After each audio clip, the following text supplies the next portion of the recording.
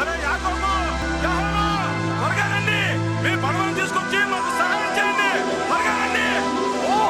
మేము లాగలేకపోతున్నాం. మాకు విస్తారంగా చేపలు పడ్డాయి.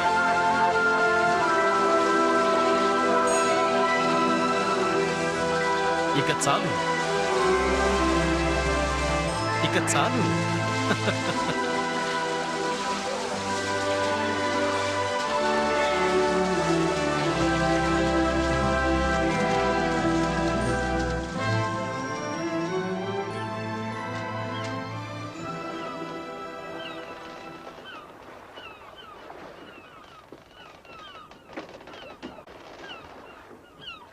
నేను పాపాత్మను ప్రభువా, నన్ను విడిచిపెట్టి వెళ్ళిపో.